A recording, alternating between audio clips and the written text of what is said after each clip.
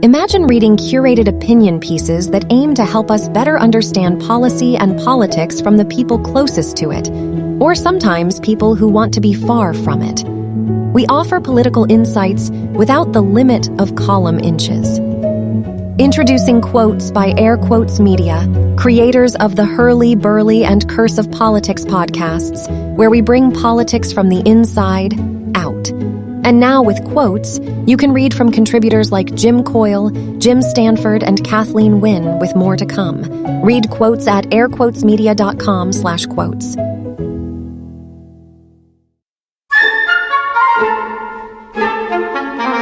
All right, you accursed. David Herle here with our political panel, Kory Teneycke, Scott Reid, and Jordan Leichnitz. I'd like to start the pod today with a word about the great Gordon Pinsent, who, as you know, passed last Saturday. Specifically, how he came to lend our Hey You segment his incredible voice. 18 months or so ago, when we were looking to spin Curse of Politics off from the Herle Burle, one of our Air Quotes Media team, Jody, said, "What if we could get Gordon Pinsent to do some voiceover work for us?" Jody is one of those brilliant creative entrepreneur guys, and he had a relationship with Gordon from TV and audio production. The rest of the team says, "Why, yes, please, Jody, go make that happen." Never thinking for a second that Jody could actually make that happen. Gordon, ever graciously, agrees to read some pretty weird stuff for us. I mean, he didn't even know what the fuck we were doing with the Hey Yous. We barely knew what the fuck we were doing with the Hey Yous. And of course, he just kills it. Ladies and gentlemen, please return to your seats. The Hey Yous are about to begin. I mean, we hear this thing after he lays it down, and we're just giddy. I couldn't wait to play it for Scott and Jenny. I remember how excited I was. So, Mr. Pinsent, thank you from all of us. The label Canadian Icon gets thrown around probably too much, but it fits you to a goddamn T. We're honored that you graced our show, and even though you've returned to your seat, we think it'd be appropriate to remember and honor you by cementing you in our show's Hey Yous forevermore. Scott, you remember when we played you that clip? I sure did. I actually didn't even know the backstory at the time. I was just sort of like, wait, isn't that Gordon Pinsent? Right? And I'm like, why would Gordon Pinsent do this? Is Gordon Pinsent a fan of our podcast? That seems unlikely. So incredibly grateful to Jody and obviously Gordon Pinsent. And I just think it's wicked cool that I get and we get to be connected in some way on an ongoing basis to Gordon Pinsent. And it's a real privilege. And I also think, David, when I watch Away From Her, which of course is a moving story about two elderly people sharing a lifetime of love and standing by one another through dementia and disappointment, I feel like I'm watching the Scott Reid and David Herle story. So it's there's a lot of circles coming full here. Yeah, I am slowly falling in love with somebody else, Scott, and there's nothing you can do about it. That's fine. I'll just sit at the foot of your bed and I'll wait. And for those brief moments where recognition flickers in your eyes, and I'm like, that's right. We're married. Please tell me it's me, David. Obviously you, Kory. He had so many classic roles. Just a couple of weeks ago at Dennis Dawson's retirement party, he was telling me that Pinsent's role as a Canadian MP in the show Quentin Durgans was his motivation to run for Parliament. That's what made him get interested in being a parliamentarian. That's wild. That's amazing. It's been great to see all the Gordon Pinsent stories coming out. And actually, my partner told me one this weekend that I didn't even know about. So as a backstory, my partner immigrated to Canada as an older teenager. So there's sort of like a pretty good gap in his cultural knowledge about Canadian things that sometimes comes out in funny ways. And he was working on Lyndon McQuaig's campaign during the by-election in which Chrystia Freeland was elected. And one day they got a call at the office, a very nice older man who wanted to lend his support. And my partner asked him to spell his last name, and it was Pin. And sure enough, it was Gordon Pinsent on the phone, just like a regular person. And, I had the chance to have some contact with him a couple times over the years, in campaign events and things like that. And he was always very gracious. And I hope next time you've got Brian Topp on the Chiefs, you should ask Brian for some Gordon Pinsent stories. I know they. Oh, really? Yeah, they've had some opportunity to work together over the years, and I think he'd have a lot to say. But an absolute legend. I grew up knowing him in Babar, so we go way back, Gordon and I, and I'm happy we can raise a glass to him today. Yeah, Absolutely. I was going to say that's probably in our household the fondest recollections of him would be around Babar. Well, Babar to you. All right, here's to Gordon Pinsent, everybody. Cheers. First the politics. Cheers. Here, To the here. rowdy man. Yeah. Okay, here's today's rundown. Leslyn Lewis meets with a Nazi. What's the fallout from that? Our cursed clipping is Sam Cooper's piece for Global News. What is going on with CSIS, the government, and Chinese interference in the election campaign? There was 3 different questions in there and 3 different things for us to chew on. And then Roxham Road in Quebec. I always think of Roxy Roller by Nick Gilder and Sweeney Todd when I hear that word. But anyway, Roxham Road in Quebec. Pressure builds on the feds to close it down to asylum seekers, and maybe not aware of this in English Canada, but it's a pretty big issue in Quebec right now, probably having some effect on how people perceive their politicians. And then, as always, Mr. Pinsent will be here with our Hey Yous. The fish that saved Pittsburgh. Okay, maybe that's an arcane reference for most of you hurly-burlyites, but I am a child of the 70s, and this movie is basically 1979 stuffed into a time capsule. Disco, basketball, Dr. J, Julius Erving, striped tube socks, and Stockard Channing sporting a hellacious perm. And in case you're wondering, yes, it is relevant to today's story from our presenting sponsor, TELUS, the cow that saved Eden Valley. We've been talking here about TELUS's deep cultural commitment to network resilience and reliability. Maybe never tested as severely as during its emergency response measures at the height of COVID-19. Eden Valley, Alberta, is known for its sweeping terrain of hills and valleys. Stunning, yes, but also a natural interruption for cell signals. And home to about 700 members of the Bear Spa First Nation. When COVID hit, there was an outbreak at a nearby meatpacking plant. 18 Bear Spa members tested positive. Immediate, reliable communication with Alberta Public Health became critical, as the community could not afford to be cut off from desperately needed resources. Literally a matter of life and death. The province reached out to TELUS for help.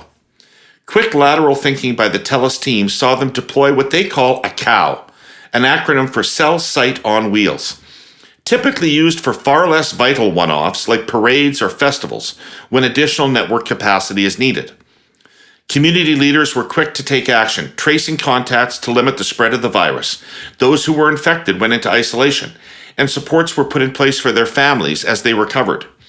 Key to it all was that immediate connectivity between residents, their families, and public health officials. This is just one resilience and reliability story among many of how TELUS activates during emergency conditions, hurly-burlyites. Cutting-edge technology, mobilized by people going above and beyond to keep us connected when the stakes are at their highest. So, let's kick it off.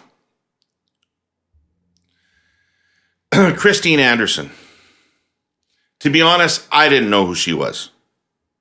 But I Googled her, and you can immediately tell enough that an MP with any antenna would check with somebody before they make sure it was okay to meet with this person, if you were so inclined after even reading a Google search, which starts with her crusade against Islam in the world. So, as a liberal, I'm giddy with flashbacks of Randy White here. Did Lewis and the other CPC MPs that met with her not care what the fallout would be? Or did they think they were following Poilievre's lead from the leadership campaign and the convoy? Scott, what's going on here? Well, first of all, I don't I think there's a whole pile of things going on. But at fundamental level, it's really simple. Pierre Poilievre has got a problem, and he doesn't want to deal with it.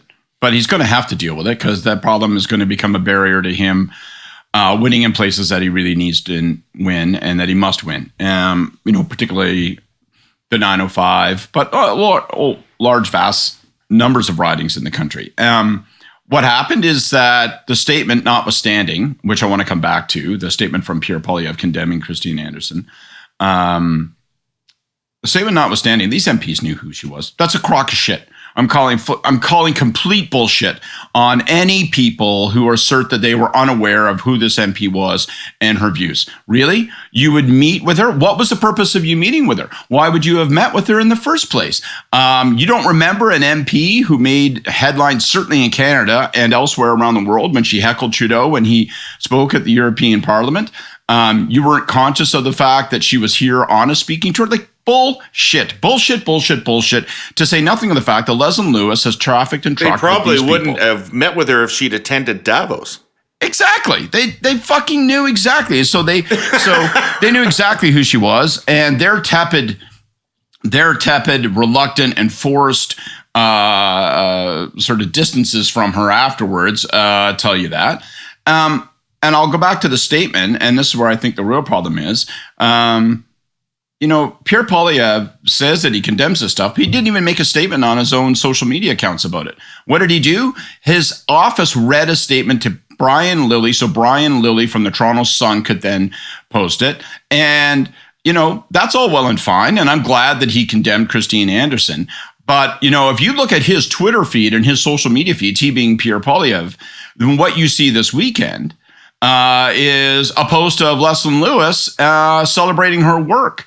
And so, literally, he put that up yesterday afternoon as this controversy is. So there's no condemnation of these MPs. There's no declaration. They don't want to go particularly out of their way, they being Pierre Poilievre and his operation, to condemn this stuff and to disassociate themselves with it. And they're going to be forced to. It won't be enough, these half-assed things. And I know Kory's going to bring up the Michael Chong and reform, and I'm sorry for scooping you, Kory, but I'll just say in advance, before you can talk about the problems, which I believe are fundamental to dealing with caucus discipline that emerge from the stupidity that is the Reform Act, you first have to want, as a leader, to deal with them.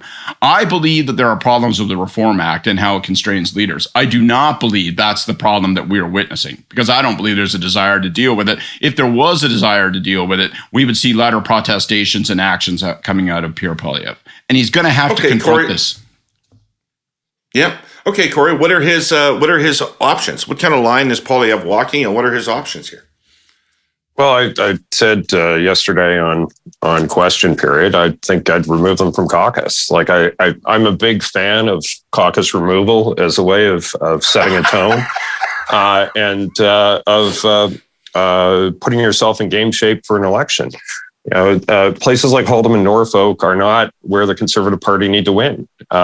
You've got to be able to win in the broader suburbs of Toronto, and trafficking in sort of kooky conspiracy theories, which has been a tradition for folks in that riding, is a problem. And so, I've got a softer spot for Leslyn Lewis than you guys probably do. I think she brings a lot to the table. I'm not sure that the same is true for Colin Carey and Dean Allison. The caucus is very long on the demographics that they represent. And I'm not sure they're adding anything to the table here. I think they're kind of more of a subtraction than they are an addition in many respects. But, this is going to come down to something I'm going to bring up when we're talking about the Chinese spying issue as well. There's a good reason to remove Han Dong as well. If you're the Liberal Party, I think it sends a clear message as to how you're going to deal with people who are way outside what most Canadians think are reasonable margins. This is what makes Kory so good, right? He just slid this over to hand-on, just like that. That was smooth. I do hope this episode is entitled, I'm a big fan of removing people from caucus. Well, I am. And I can show the receipts.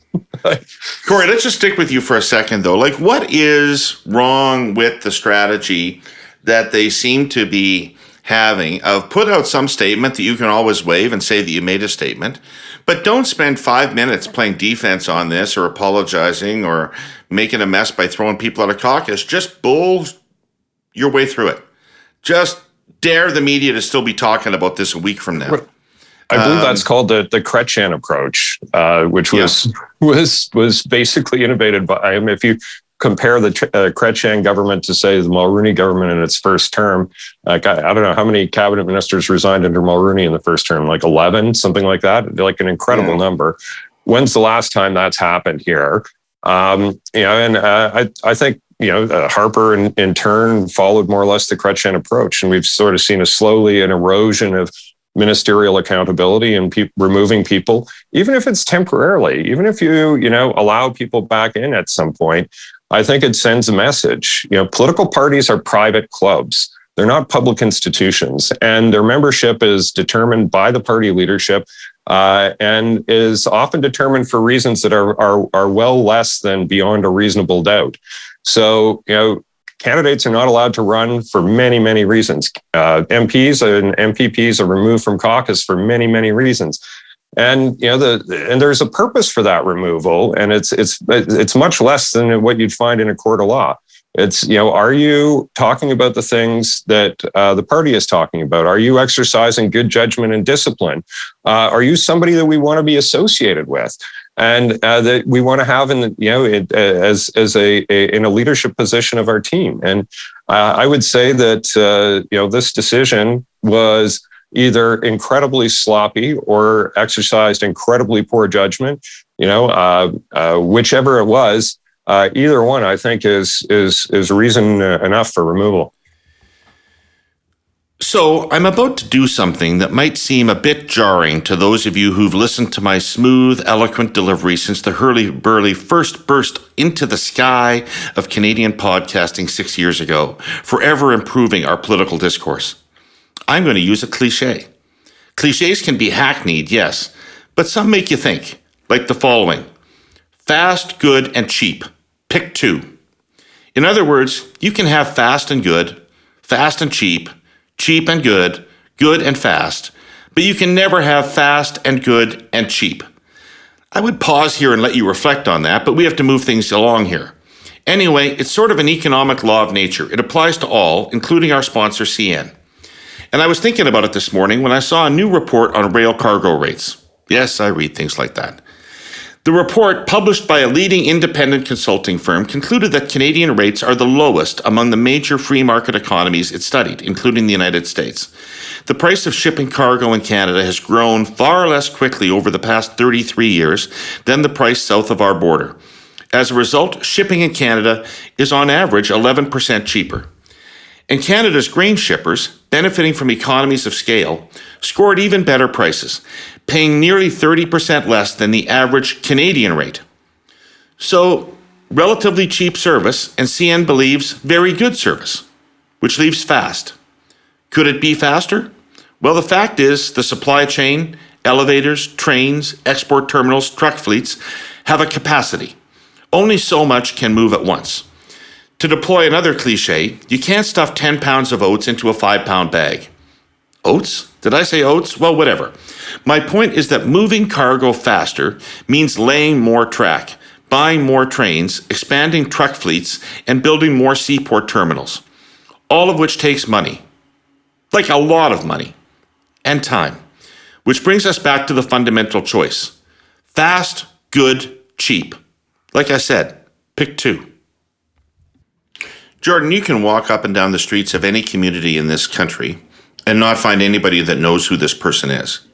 Is this the kind of thing that's going to break through?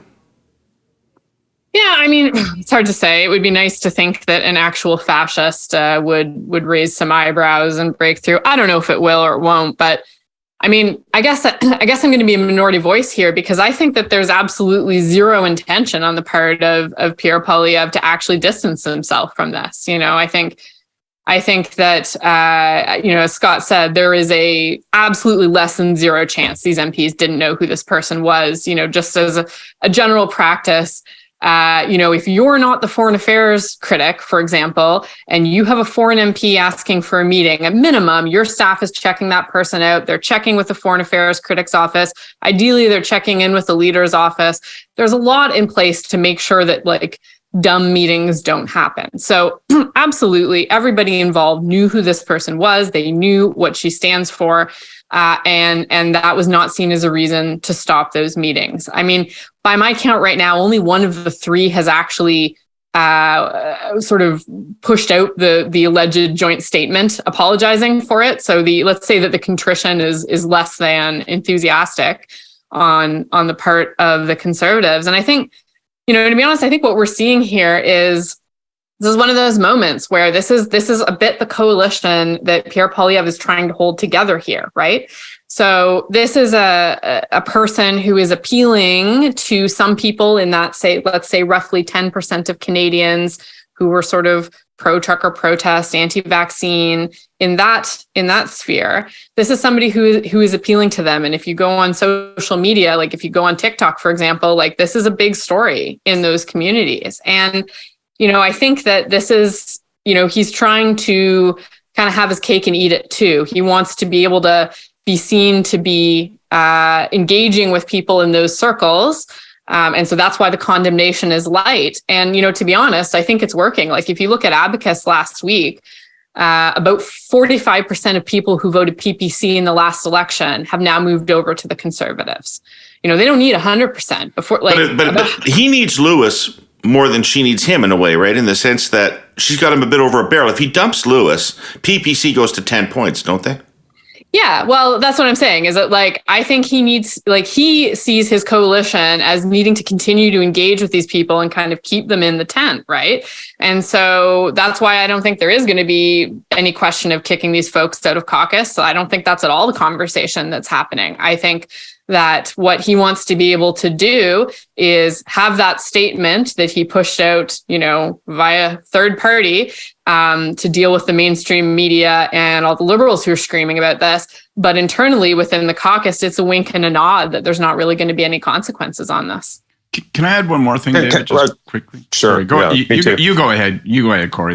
Yeah, I wanted to draw, one distinction, and I'm not sure it's the case, and it would seem it's not the case in this example. But having a picture with somebody who's disreputable is something that I think happens very frequently.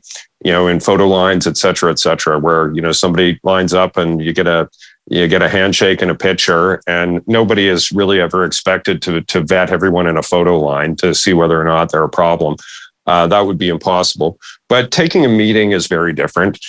Doing a grip and grin after a meeting is very different. And, I think that's the distinction here. It's not the picture, it's that. But, I'm not sure it matters a whole lot at the end of the day. There's no inkling that the Conservative Party or Pierre Poilievre are xenophobic anti-Semites. In fact, I think if you were to look at the record, a lot stronger on many of those issues than any other party, especially around anti-Semitism. So, the Conservative Party's record, I think, is strong on the substance of, is there an affiliation with the ideas this person represents or not? I think that's real weak sauce. But the stupidity of these three people meeting and then posting a picture of it is that's beyond dumb. So to my mind, the biggest thing that stands between Pierre Poilievre and being the Prime Minister of Canada is the reputation that he's developed for being a little extreme in a variety of ways. He had that reputation before he ran for the leadership, and then I think the way he ran the leadership cemented that perception. And so I would have thought that he's going to spend the next 3 years shaving off all of those edges so that he can win in the suburbs of Toronto, where people don't want an extremist to be the prime minister, but do want change. So I don't really get why he isn't being tougher on these things.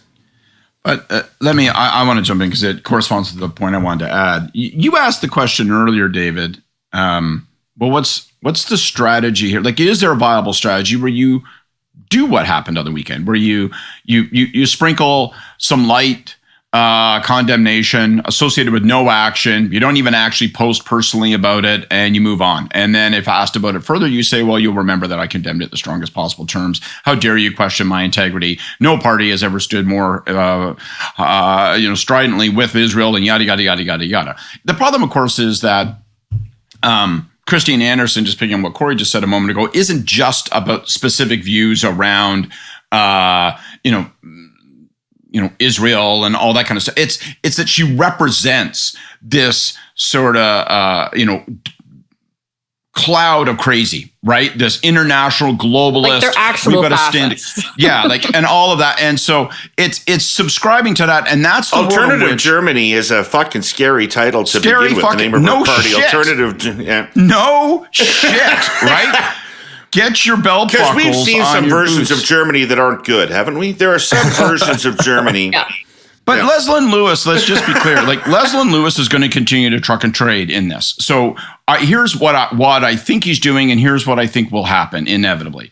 One, I think he ran on the leadership first and foremost to promises to his coalition, and his promises were, I'm not for turning. We joked about it last week. I'm milk, not almond milk. So I think for him to move on Leslyn Lewis, he needs to his own constituency to demonstrate that her behavior was so repeated and so flagrant, not that it was objectionable in and of itself, because that's not a big fucking problem for these people, that it was getting in the way of the project of victory. And that therefore he had no alternative but to do so. Now, we can call that reptilian, and I will, but I think that's where it's at. And so I think it's a number of strikes, right? I think so. I think what happens is Leslyn Lewis will get the boot. I think she will continue to do shit like this, and he will continue to object to it. And I think at some point between now and the election, he'll move on it. But why can't you sit her down? Why can't you sit her down? Because, to use the Mulrooney example, Kory brought him up. I mean, what Mulrooney effectively did was sit all those crazies down and say, listen, if you shut the fuck up for a few months, you can be the Minister of Transport, or you can continue to say this crazy shit and always be in opposition. Because that's not what these people are involved in politics for. That's not what she cares about. It isn't actually, the mission isn't necessarily to win power. In her case, it is to promote and promulgate her views. And part and parcel of it is, don't you dare fucking tell me, whether you're the media or the goddamn liberals or even that motherfucker who got elected leader of our own party, what I can and can't say. So when you break with her, you're going to have to break hard. And I think it will happen because she will force it to happen. And then he will not lose 10% to the People's Party. He'll say, look, see, I gave her all the rope in the world, and finally she left me with no choice but to act. And I think that's how this thing unfolds. And yeah, it's reprehensible, but that's what their strategy is. You can't move on the first strike. Not to say that this is, but she's going to do this more, and eventually he'll closer to an election when he gets greater credit. Well, look, he's such an optimist. I just don't think that there's any evidence that he's actually interested in cracking down on this shit. I think there's an interest, and it's exactly what Scott said. It's winning. And one of the things that I think is challenging for parties in opposition, and increasingly over time, the longer you're in opposition, is they forget how to win, and they lose focus on what you need to do to win. When Ford took over the Ontario PC party, the caucus there was good at two things: losing elections and knifing leaders. And their internal politics and the discipline and everything, those were the days. Had totally eroded to the point where it's just a gaggle of leaking, backstabbing motherfuckers who don't care about winning at the end of the day, because their antics actually are the biggest impediment to victory. And so, I'm a big believer in being absolutely fucking ruthless about this stuff.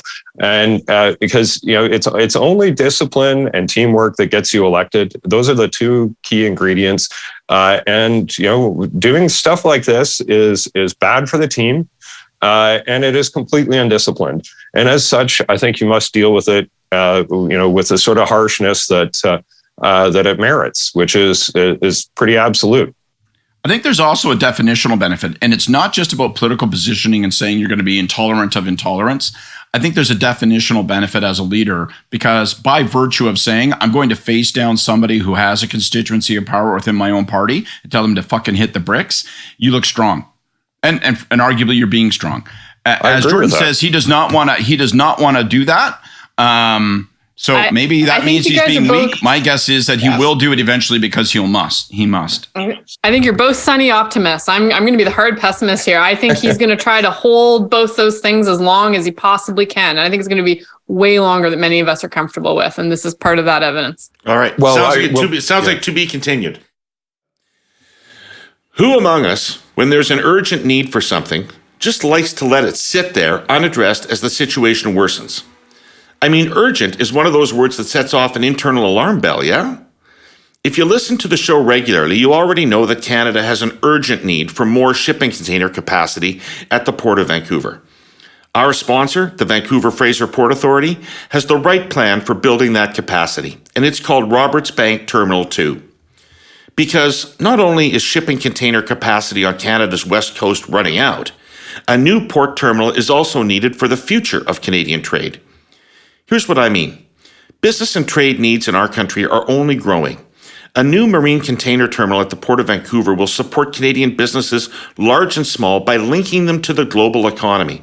And just as critically, it strengthens our trade sovereignty, the ability to protect Canadian trade through our own domestic ports.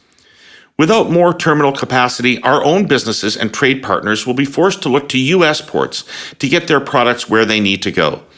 The inefficiencies and extra costs associated with that kind of situation are pretty obvious, not to mention the blow to our national consciousness. So why is Roberts Bank Terminal 2 the solution? Because it'll bring urgently needed container capacity to support Canadian business, will keep well-paying jobs in Canada, and it's being led by the Vancouver Fraser Port Authority, who has a proven track record of building sustainable infrastructure projects. And the Port Authority is a trusted partner of government, business, Indigenous groups, and local communities to get the job done. We have a clipping today. Our clipping comes from Sam Cooper at Global News. Some of what Sam writes are as follows. 3 weeks before Canada's 2019 federal election, national security officials allegedly gave an urgent classified briefing to senior aides for Prime Minister Justin Trudeau's office, warning them that one of their candidates was part of a Chinese foreign interference network. 3 sources with knowledge of the investigation said Han Dong emerged as a successor to MP Jane Tan as the 2019 Liberal candidate in ways the service found suspicious. These sources spoke to Global News on the condition of anonymity, which they requested because they risk prosecution under the Security of Information Act. CSIS allegedly had intelligence that Beijing preferred Han Dong to Tan. The service relied on surveillance and wiretap evidence as well as human source reporting, sources said. In late September, about 48 hours before the federal election nomination deadline, CSIS urged Trudeau's team to rescind Dong's candidacy, a national security official said. CSIS was also allegedly concerned about the Liberal Party's nomination process. Among other irregularities observed in the September 19 contest, sources say, was that Chinese international students with fake addresses were allegedly bussed into the riding and coerced to vote in Dong's favor. Jordan, perhaps you could start off this round. Is this particular allegation disturbing to you? And what is your take on what CSIS is doing, leaking all this material? Oh, there's like so much happening here. There's a lot going on. And I think my take on it is that it's that several things can be true at once with this story. And I think on a political level, the first thing that's now true is that Trudeau's issue management strategy to date is failing, that he can't get away any longer with shrugging. We saw pressure mount over the weekend with people, insiders and so on, pushing for an inquiry. And I think that that's likely where he's going to need to go. So I think this grabs my attention politically for sure, because it's digging in as a story. The second thing I think that's true at the same time is that these allegations are very serious, but there's also a lot of different motivations at play, I think, in potentially who is making these allegations, intelligence coming from human sources. There could be a lot in that soup. And I also think that these allegations are very difficult to refute for the people who are being accused because of the nature and the secrecy of the information that is underpinning them. So that's also an observation I would make. It's pretty tough to push back on that. I think the other thing, and as you alluded to, is that it is weird that CSIS is leaking this level of specificity of information, this number of sources from within CSIS on a topic that has very clearly been picked up and politicized by the Conservatives. To multiple media sourses now, that's right. As an attack on the legitimacy of the last election. And I think that is super fucked up. And I think that doesn't mean that it's something that we should shrug about. That doesn't mean that the allegations are not concerning, but that is also in and of itself a problem. And the last thing I would say is that for all of the really, really problematic allegations that have been floated out there, it's also not clear that anyone has yet broken any laws. And so that means that maybe we need to look at that. We need to look at the legislative framework surrounding some of these things, surrounding nominations, surrounding foreign interference. Are they equal to the task of the threat of foreign interference, not just from China, but from other places that we feel we face as a country? And yeah, those are my thoughts. So there's a lot happening. Okay, so let's unpack the allegations in a second. But since I think last week I raised the government's response to you, I want to raise it in a different context now, because a week has gone by and more allegations like this one have emerged, and the government's line has not changed. And, I regularly forget this because it's so easy to forget it. But when we started this show, we talked about how we believe that generally the people that are in these positions, in leaders' offices and senior positions of politics, are smart people who are working hard and doing the best job they can. So, Brian Clough. I've worked with Brian Clough. Okay? And I know that Brian Clough is really, really smart and really, really good at politics. And so I know for a fact that everything that we know about how this thing looks like shit and smells like shit, he knows as well. And I know that Brian Clough's the type of guy that when you come in the morning and you say, geez, this smells like shit, he goes, yeah, I've been up all night smelling it, and here are the 3 things that you should do, that we should do about it. So none of that's happening, and that makes me believe that there might well be a good reason why the government is taking the position that it is. Are there national security interests that they are compelled to protect? Just the fact that these people have decided to leak doesn't mean that the government can respond in kind. And so are they really getting a bad rap on disclosure and transparency because they are in a situation where they can't be transparent? It's totally possible. It's totally possible that CSIS or others within the intelligence community are urging them not to move forward with an inquiry for a variety of reasons. But that doesn't solve their political problem, right? Like that's a them problem. That's not going to do anything to resolve the public concern around the issue. So if there are compelling internal reasons why they can't have a public inquiry, they must find another path to greater transparency and fast, because the longer it appears that they're unconcerned about this, I think the more oxygen they're giving to the conservative argument that there is something nefarious here. And just to be frank, I don't know how true these allegations are, right? Like, I think that we can't just take a heap of intelligence necessarily and assume that all of it is true and without ulterior motivation, right?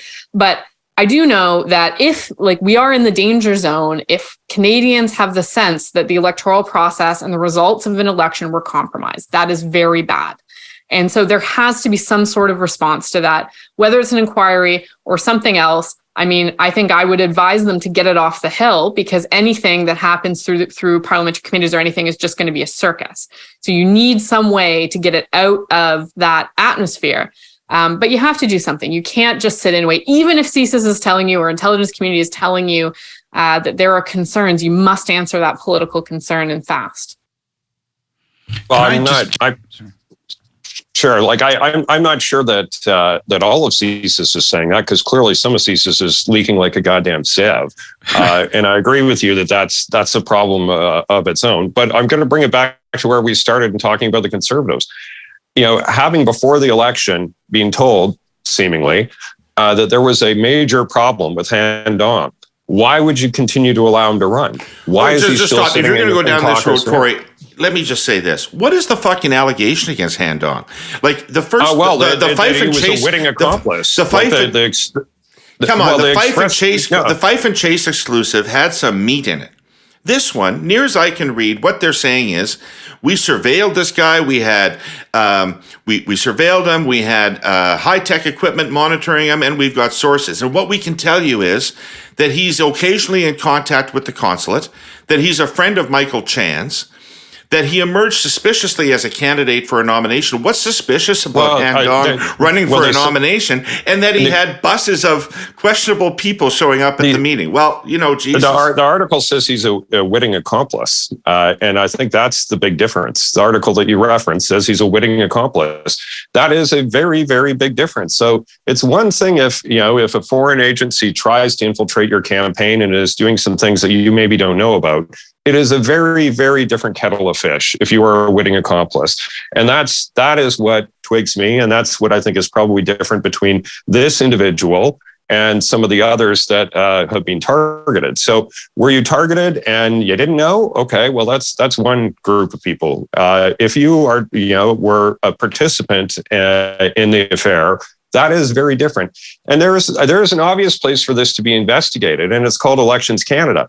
I'll take us all the way back to Dean Del Mastro, who was investigated and convicted and sentenced to a brief stay in the big house over leg irons.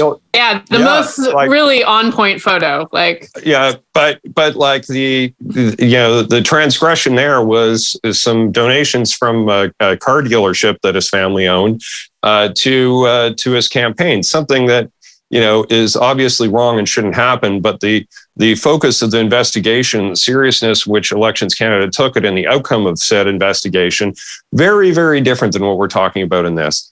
Like, I think that Elections Canada needs to get off their fucking ass and do their job.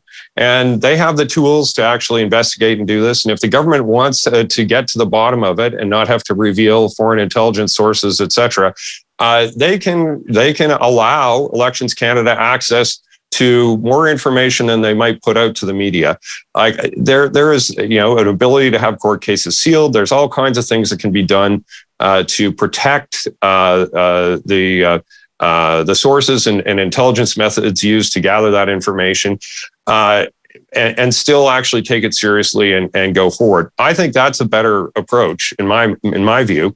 But it would seem that Elections Canada is very focused in investigating Conservatives more than others. And I think that's actually a threat to the integrity of our electoral process as well. So Elections Canada, my message to you would be, take this as seriously as you do Dean Del Mastro.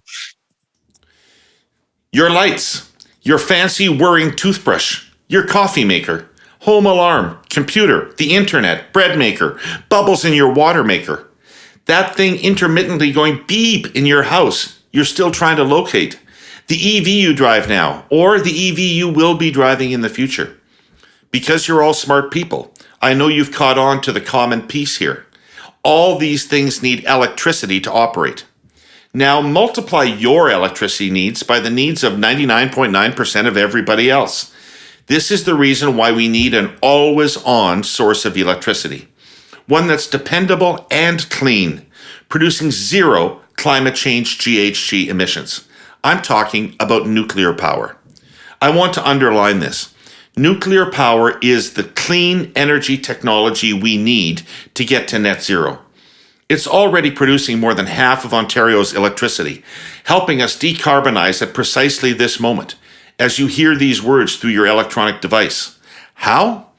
It provides the dependable, consistent baseload of clean electricity that works hand in hand with and enables the contributions of wind and solar. What that means is it's the essential part of getting us to net zero and our clean energy future. Remember, the wind's got to blow to move those turbines, and the sun doesn't shine all the time. Natural gas? The single biggest misconception out there is that natural means clean. It doesn't. It's methane, a greenhouse gas. The point is this.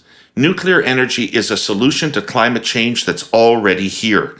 In Canada, our own CANDU reactors have been producing it safely for 70 years. Our newest sponsor is the Nuclear Innovation Institute. They know that energy dependability and clean energy are a public good, and that for our coffee makers, computers, and one day all of our electric cars to work, Canada needs more nuclear power. Stay tuned. In the coming weeks, we'll be talking more about this and how it benefits all Canadians. Or go to nii.ca/nuclear now to learn more. All right, Scott. I want to start with a really specific thing, just as a matter of, like you mentioned, Brian Clow, and you talked about how they would view this from the Prime Minister's office. I'll give you one really precise thing. This is how I would view it if I was in the Prime Minister's office. And indirectly, you mentioned this earlier, David. Until this past couple of days, and we get to our clipping from Global News, all of this information that had been leaked, all of these stories had come from goodness knows where within the apparatus of CSIS to one news platform, the Globe and Mail, Fife and Steve Chase. Chase has had connections and relationships for a long time. He's a good, strong investigative reporter and works and works and works. And I'll tell you what I'd be thinking if I was Clow. I suddenly see that these stories have run and run and run in the Globe and Mail, and then this shows up in Global News. So it immediately tells me, and as you say, David, it's a lot more sensational. It's a lot less substantive. And my God, it's like you are fighting shadows. It's like, oh, well, there were buses full of Chinese people. Well, fuck, guess what? Welcome to any riding in the GTA nomination battle. Okay. So, and I don't mean to dismiss it, but I'm just saying like that in and of itself is not actually, it's not a condemning fact. So my immediate thought, if I'm in the Prime Minister's office, is this was shopped and didn't meet somebody else's editorial standards for running us a story. And so we're going to get it out someplace else. So so what do I take from that? Why do I say it? Maybe I'm wrong, but that's my guess. My fucking hard guess is that this story that we saw with Global was shopped to other more predictable places and did not make it through an editorial screen, a rigorous editorial screen. Global took it. Now, what does that tell me? What it tells me is these motherfuckers won't stop. Okay? So whatever the source of the leak is and whatever the commitment to the story is, it's going to be unceasing and it's going to continue. I agree with lots. I agree with Kory's arguments last week about the inappropriateness of this and how you can't trust raw intelligence, all the thoughtful, fair and balanced things that Jordan said just 10 minutes ago, the questions you raised about what's really at the center of the story, David, I agree with all of that. However, and like imagine just for one second, just to put a cherry on top of that sundae, like maybe this stuff is all true, but imagine for one goddamn minute that it's not. And you and your career and your reputation is at the center of this, because there's no walking back from this. This is going to haunt you like a fucking poltergeist for the rest of your life if you're in Hendong or you're other people associated with it. So that doesn't help because the government, why did the government take the issue it is? Why does a guy as smart as Brian Clow? I mean, first of all, yes, the government is handcuffed because it involves intelligence files. What are your options, right? Well, you can, you got to get this out of a parliamentary committee hearing. They're going to be complaining, well, first of all these documents are redacted. We can't get information. So, that's going to be, plus it's going to be a partisan gong show. So that doesn't work. You know what? You call a public inquiry. What, a judicial inquiry? It's Five Eyes intelligence is the cornerstone of most of this information. Your allies will not accept that you're going to share this in a judicial inquiry. So it will either be redacted or it won't be shared, or you're going to jeopardize your relationship. So the prime minister is being briefed aggressively that he's got a political problem, and that actually the senior leadership of CSIS is saying this is like not that, no, and they're going on. So the first thing is, let's see if we can just square our shoulders to the offensive line and run this thing. Okay, that's not working. And because they went from one source to another source, from one media platform to another media platform, that this is going to continue on. Plus, people have got a breathless taste of this now, and it's moving. So that's not going to work. Multiple sources, if I could just add to it, multiple intelligence sources. Right. And when we talk about winning accomplice, I agree with Kory. It's a damning phrase, but it's a characterization. It's a characterization from somebody who's obviously got an agenda. And again, just because you have an agenda doesn't mean you're wrong, but it might mean that you are. And so ultimately, because the government is accused of being the beneficiary of this action, and because the world is in the grip of hysteria, deservedly, about what China's ambitions are, militarily, technologically, economically, we're not going to be able to just shoulder through this. So the prime minister will have no choice, since he appears to be, he can't say no while at the same time being the alleged beneficiary of these actions. He can't say no and assume that people will be reassured and accept that at face value, no matter what he's right about or what he's wrong about. So they're going to have a mechanism. And I don't know if it's a special panel of people who, are respected in intelligence circles and therefore can be trusted, and then they make the judgment as to what is and isn't disclosed. I don't know if it's the special parliamentary panel, parliamentarians are sworn in on intelligence matters. They're going to need a mechanism to reassure people that it isn't just quote unquote large L liberal assurances that there's nothing here, but they're going to need something else. I mean, you're going to have, look, Ward Elcock's in the newspaper today, right? When they go digging him out of the Cold War graveyard, you're going to have him in the paper 100 fucking times. And you're just going to have to do something to diffuse this, because it isn't going right. Why not? Well, they took some friendly fire. They took some friendly fire on this yesterday. What do you think of Butts coming out on this, Kory? Well, look, I think Jerry's, being pretty transparent about what his concern is in his statement, the integrity of the electoral process, which I think is a pretty fucking good reason. But, I keep coming back to Elections Canada. These things are all violations of law, right? If you're making illegal donations to a candidate, that is not allowed. So all of this nonsense of, was the law broken about foreign intelligence? It's Dean Del Mastro was accused. To be fair, Kory, just to play it out, Dean Del Mastro was accused of exceeding his spending limit by moving money around in a way that was clearly against election law. So that was the appropriate mechanism and forum for that. This involves foreign intelligence. But this involves foreign intelligence. Elections Canada is not going to be able to compel the government and intelligence agencies to share with them. Well, the government has the ability to release that information if it chooses to, which is what it would be doing. Yes, it does. We can say that theoretically, but practically speaking, if it's Five Eyes intelligence, they are not going to be able to. They are fundamentally handcuffed. Well, it's more than that. It's human source intelligence, according to the stories as well. Right. So, and human source intelligence. So is the conclusion that the government's just fucked? Well, look, there's a way to hang on, you guys. Can we go back to 10 minutes ago in our conversation about how political parties are actually private clubs and the government can choose to remove people from caucus that it wants? And how about this for a strategy? You remove Hang Dong until this stuff can be cleared up from your caucus. That seems like a really fucking simple idea. What if that's a fundamentally unjust thing? I reward the person who's leaking this stuff? How many times? Jordan, go. No, listen, I don't know if what is alleged is true about Han Dong. If it is, that's very bad and he should be removed. But how can he possibly make a case that it's not? There's no forum in which he can do that. There's no way that he can push back against these accusations. And I think that we also need to be aware that these are accusations that are really coming only at the Chinese community in a moment of, as Scott has said, huge hysteria about China's interference in our affairs. So I think we have to read it through that lens. And there is a balance there for the prime minister to have about treating these allegations seriously and not just sort of bumping off one of his MPs based on sources that are ghosts, effectively. Well, I okay, think so let's look at some other examples of people who've been accused of something, because this is what it is. There's a credible accusation coming out of the larger law enforcement intelligence community.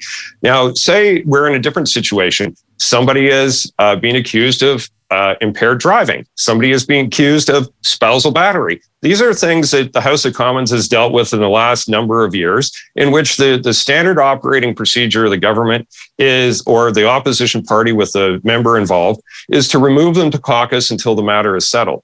There is a way for this individual to have it settled, and it's to go through an Elections Canada investigation. That's different, because there's processes internally. There's no process. This is ephemeral, this allegation. There is. This allegation is ephemeral. It's not like there's a blown blood test at the roadside. Well, okay, but you're dealing with a situation where there is an ability to have an actual proper examination of evidence, and I'll come back to Dean Del Mastro again. The Elections Canada has the ability to investigate, to recommend a prosecutor's prosecution, and Corey's and faith in Elections Canada is really reassuring to me. That's where the laws are most clearly broken. And so, and where there is an investigative arm that is certainly happy to investigate certain people and certain situations involving, illegal campaign funds, et cetera. But in this case, no. Why is that? Why is that not good? Why is removing him until this is cleared such a bad idea for the government? Politically, I think it's a very good idea. Here, to highlight why I think that's not the right device, let's assume that it is all true. So if you assume it is true, is Elections Canada the appropriate mechanism to investigate international espionage and an effort by the Chinese government to interfere with foreign elections? It sounds to me like maybe not. You don't have to even prove that. You just have to prove that you were wittingly accepting illegal donations. And that's not that hard to figure out. Like, you're either allowed to donate or you're not. You're either a foreign entity doing this or you're not. There is a mechanism to do it, and it has the power of law. So I why think not there are do bigger that? questions. I'd take three people who have been privy councillors.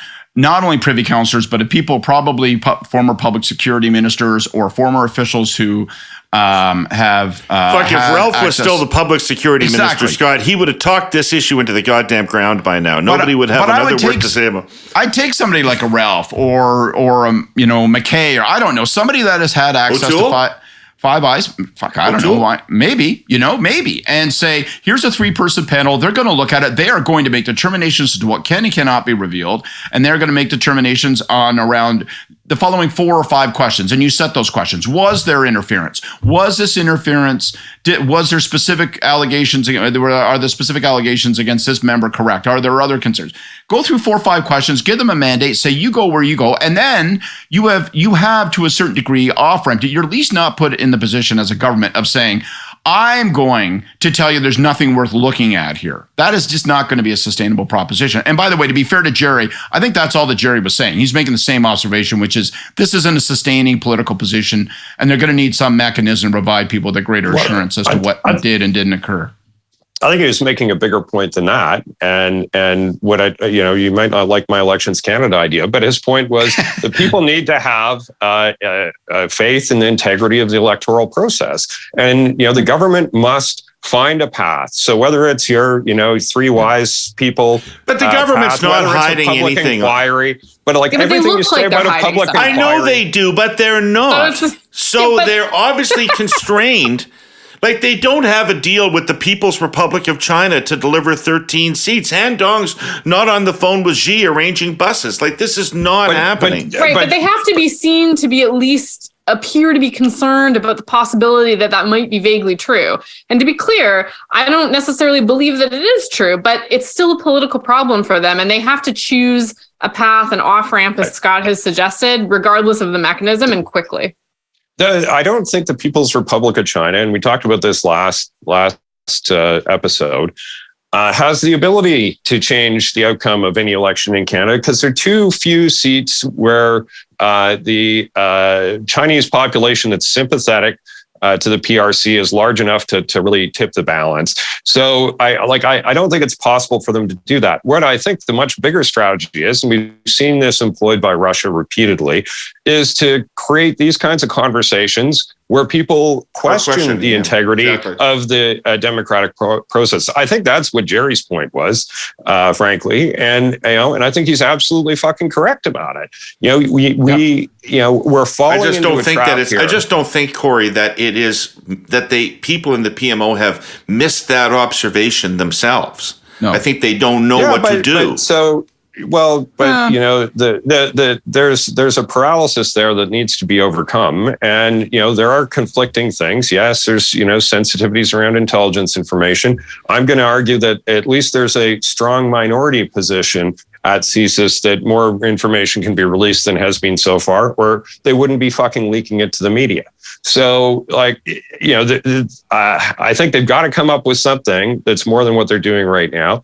I have my idea. You guys have some other ideas, but the absolute worst option is what's going on right now, which is vague assurances. Yeah, it's really hard to argue with that. And David, I don't know that they're wholly constrained. My guess is there's a qualitative difference after this global story. I think that the stories prior to that were raising questions, and I think their initial impulse was, we are heavily constrained in what can actually be shared. They're getting briefed by PCO and probably other apparatus of the government saying, don't go this way. PCO is telling them, we have an independent report of our own that'll be coming forward. That's been leaked. Actually, news that it's pending has been leaked this morning. And so I think they're being told, don't go down that big road.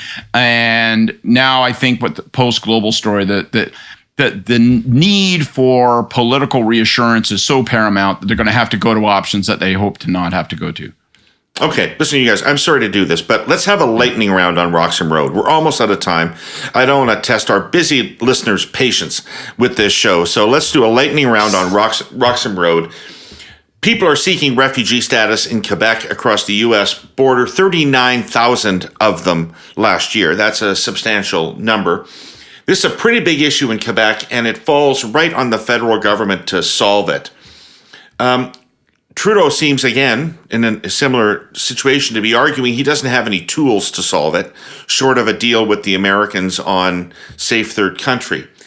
Kory, what's the politics of this? And how come letting 1 million people in through immigration and temporary workers is uncontroversial, but 39,000 migrants is controversial? What's the politics of that? The politics of it are very bad, especially within the new Canadian population. Because if you're, one of the people who followed the rules and waited for multiple years and checked all the boxes and got let in, and then you see people walking across the border who've done none of that, you're pretty angry about it. So, sentiment where you find that the strongest is often in areas of the country where you have the highest number of recent legal immigrants. So I think they have a political problem that's not just in Quebec, although there clearly is one there, and there's maybe some undertones of xenophobia that exist within Quebec more broadly that have been talked about many other times. But you have a problem in the GTA. You have a problem in the Lower Mainland with people who were law-abiding immigrants who follow the process who don't like it. But, all that to say, their answer on this of, we need to have, there's only one path to solve this. And maybe for the longer term, there's some truth to that. But the Americans are never going to come up with a deal with you on that. Certainly not before the next election, probably never. So you got to do something. And, so whether it's and show signs of trying to do something, whether it's talking to the governor of New York, whether it's talking to the president of the United States, like what things are you doing that show activity? Because the larger narrative around this government is that there's like an undertone of past its prime and incompetence, whether it's the passports or, whatever. We've talked about all those issues, the non-functioning airports, et cetera, et cetera, et cetera. This is part of a lack of competence narrative that I think is very useful to the opposition. Jordan, we're going to face more and more of this as time goes on, aren't we? Yeah, absolutely. I mean, this is not a problem that is easily solvable, and its roots are in what's going on in Latin America and the Caribbean. And I think that, until you have a change in the Safe Third Country Agreement, which, just for anyone who's not familiar, the reason that people are turning up at at unofficial border crossings is that they can't claim asylum at official border crossings, because under this agreement, the United States is considered the safe country where they need to claim asylum. And I think, this agreement has been in place for almost 20 years, and there's been various points where it's been problematic in other ways. We can debate whether the U.S. was really a safe country for refugees during the Trump years when families were being separated and so on. So, I think that there are larger issues at play here. Kory is right that the United States has absolutely no incentive to reopen this agreement, because they don't want, this is a pressure release valve. They're looking for more refugees, right? Yeah, they love asylum. Yeah. And I don't know that there's going to be a lot of success for the prime minister in renegotiating the Safe Third Country agreement. I think he needs to appear to try, because it is the most obvious solution. I think, look, Legault, I think two things are true about Legault. On the one hand, what he's saying about taking these asylum seekers and busing them elsewhere, like it's bringing a big DeSantis energy to this whole thing, that I think maybe he's unaware of how not busing him to Trudeau's house yet. Yeah, exactly. Yeah. Like we're on the border. But the other reality is that 99% of asylum seekers who come across the border this way are coming into Quebec. So it is also true that Quebec is taking a really a disproportionate number of folks who are coming in this way. So there is a problem there that also can be solved with the federal government and their bags of money. So I think that there's an opening. It was really interesting last week to see the Atlantic premiers have a little bit of hey, we might be interested in being a part of this. So I think that there are some paths through the federal relationship where maybe some positive stuff could be made out of this if Trudeau were to kind of make some moves there. But this isn't going to stop. These folks are fleeing incredible economic stress. They're fleeing gang violence. They are going to be coming across the border. And I do just want to. I know we try not to be fact-based here, but there's nothing illegal about seeking asylum. They have a right to do that. And so I think that that's going to continue to happen. So our choice and the political choice within Canada is how they will be received. So if Quebec is feeling up to their ears for some legitimate reasons and maybe some not so legitimate reasons, then there's a moment where Trudeau can grab that and spin it into a bit more of a positive story around these newcomers, and I think he should take that. Scott, it doesn't really seem like there's an obvious policy answer here. But, Quebec's so important to the Liberals. They've got to play error-free ball there in order to get the seats they need. This is the kind of issue they've got to be seen to be on top of. Yeah, they've taken too much water on already on this issue. It's clearly, this is an explosive and front-page issue in in Quebec, and trying to work with the United States is one part of the solution. Maybe there'll be a happy solution. Biden's coming in March, and maybe, boom, there'll be a magic deal, and that's that. A deal right across, so there's no position, official border crossing or otherwise, where you can claim asylum from the United States, and period. My guess is you're just going to have to do. If that happens, there's likely a lot of Canadian forces headed to Haiti. Yeah, exactly. I think hopefully they don't need any tanks, because we don't have any more. You're going to do 3, 4, really 5 gone great things. for us in the past. They're going to throw money at it. They're going to take action on Roxham Road. Period. First of all, it's the symbol, and you got to go right to the teeth of it. You can't permit it to continue to be a causeway for 40,000 asylum seekers. That is a fucking electric problem for you if you are the federal government. So they're going to have to do something around Roxham Road. They're going to have to pour money in terms of other mechanisms to reroute. Probably isn't going to be Toronto. So Atlantic Canada does become an attractive option. Other things. You're going to have to initiate at least some mechanism to relieve all this stuff and show people that you are working with the states come that Biden summit. So if you don't have the perfect answer because it's not available to you and you can't get a new deal, as Jordan says, then you've got some process that's in and around it. But you need 3, 4, 5 talking points to carry into Quebec that'll get you past the front pages of the newspapers there, because right now you're taking a beating, and you can't take a beating if you just cannot afford to spill this much political blood on this issue if you were Justin Trudeau in the province of Quebec. That is blood you cannot afford to lose. All right, listen, it's that time again, and so it is my great honor and privilege to ask Mr. Pinsent to assemble the team for the Hey Yous. Ladies and gentlemen, please return to your seats. The Hey Yous are about to begin. All right, Kory, what do you got?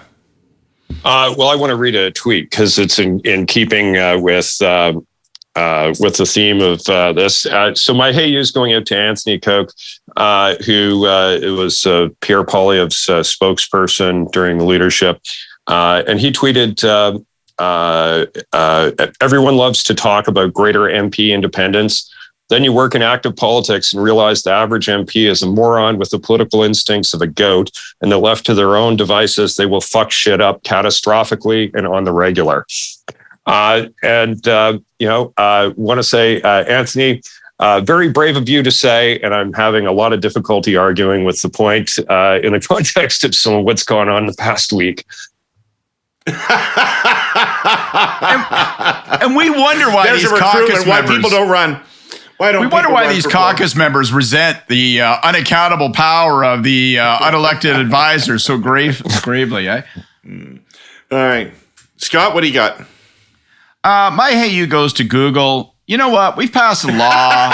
The law says the people that fucking spend all their time creating journalism, editorially sound, actually objective, doing their damnedest to create news and report news. It's kind of taken a beating, as you might notice, as a business model. And the fact that you're like, we're going to turn off the tap of news to Canada because we don't like being told that we can't pay for it. We have got to meet the tech giants and we have got to stare them down. So don't blink on this. Don't give in to them. And if all the people who are listening, do not for 1 second, maybe just because you're pissed off and you don't like Pierre Trudeau, you don't like Justin Trudeau, you don't like this government, whatever, right? Don't for 1 second confuse anything that's happening here with partisanship. We have got to take a stand against these tech giants. This is outrageous. Go fuck yourself, Google. Turn off the tap to news because you don't want to pay for someone else's work, which you then monetize. It's vampiric. Fuck them. But is it evil? Well, I'd say vampires are inherently evil. Jordan, what's your hey you? Well, speaking of vampires, I'm going to pour one out this week for the staff at finance. So it's that time of year where there are many, many, many staffers, minister's office staffers, finance department staffers, locked away, slaving over the very final details of the budget. So though you have not seen light in many weeks, we are thinking of you, and we look forward to ripping apart the results of your work very soon. Hey, can I throw a plug in for the Herle Burley, David? Because the chief panel that was on budget process this week is a masterclass on how that stuff comes together and what's involved. Yeah, that was really good. Eh? Yeah, thanks. Those guys are bringing a lot of insight to the piece. My hey you follows up on Jordan's. My hey you is to Finance Minister Chrystia Freeland. The government is staggering around like a farm animal with dementia and needs a big reset, reboot, and a new agenda. Your budget is the best opportunity to provide that. And I would think you should start talking about this budget now. You should start preconditioning this now. What problems are you trying to solve? What is the vision and horizon of the budget? What kinds of things should we be looking for? Just don't make this a one-day announce and done exercise. Please use this budget as a chance to provide the government with some fuel to move forward on.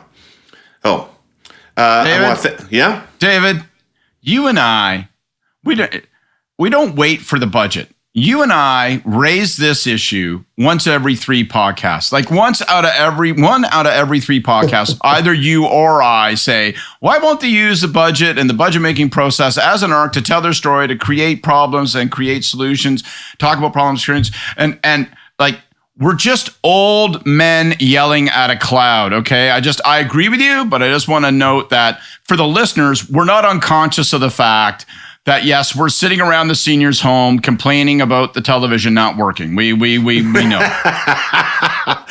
All right. Thanks. With that, I'd like to thank the three of you for being here. Great conversation today. I would like to thank our presenting sponsor, TELUS, and our sponsors, CN, the Vancouver Fraser Port Authority, and the Nuclear Innovation Institute, starting today. Thank all of them for their support. Thank you, everybody, for watching and listening. We'll be back next week with more Curse of Politics. And by God, thank you, Gordon Pinsent, and Godspeed to you. Take care.